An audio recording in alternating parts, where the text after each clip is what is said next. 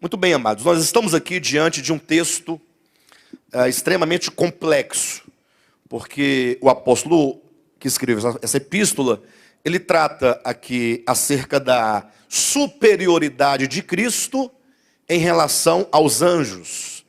Só que ele não entra nos méritos, ele não entra nas explicações acerca deste momento enfático de que Cristo ele é feito superior aos anjos, o que certamente gera uma crise logo de imediato, porque ao mesmo tempo que esse texto afirma categoricamente a natureza eterna do Filho de Deus, a natureza da divindade do Filho, do Logos, é ao mesmo tempo um texto que parece desdizer acerca da divindade do Filho. Deixa eu explicar melhor. O capítulo 1 de Hebreus, quando você começa aqui a partir do versículo 5, sobretudo, ou mesmo do versículo 4, nós vamos encontrar aqui o apóstolo fazendo menção clara, explícita, acerca da divindade do Filho, declarando alto e bom som, sem nenhuma figura, sem nenhuma metáfora, dizendo que o Filho de Deus, ele é divino em natureza, e portanto ele é o próprio Deus. Entretanto, neste mesmo capítulo, o apóstolo vai colocar aqui algumas considerações que parece soar nos nossos ouvidos, ou imediatamente, que ele estaria negando a eternidade do Filho, negando a divindade do Filho.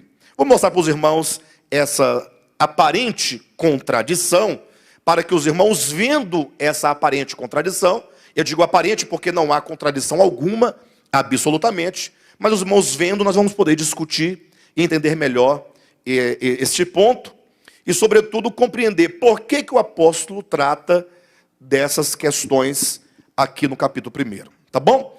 Por exemplo, versículo 4, diz assim, olha, ele que é o resplendor da glória e a expressão exata do seu ser, sustentando todas as coisas pela palavra do seu poder, vírgula, depois de ter feito a purificação dos pecados, assentou-se à direita da majestade nas alturas, tendo-se,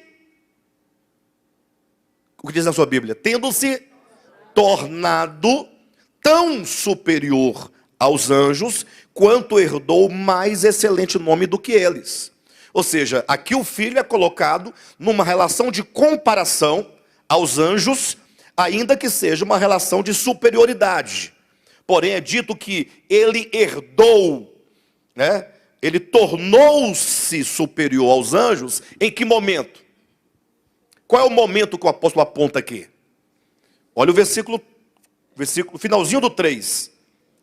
Depois de ter feito a purificação dos pecados, o que ocorreu?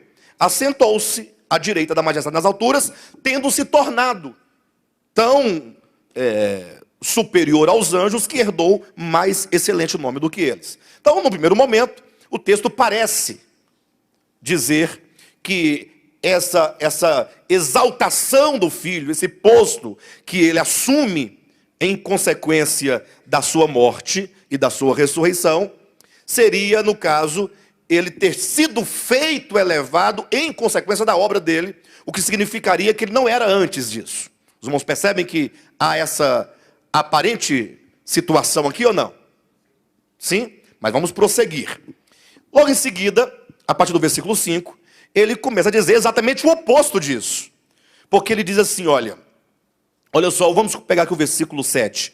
Ainda quanto aos anjos diz, aquele que a seus anjos faz ventos e a seus ministros labareda de fogo. Mas acerca do Filho, aí tem subentendido, acerca do Filho diz, o que ele diz? O que Deus, o Pai, diz acerca do Filho?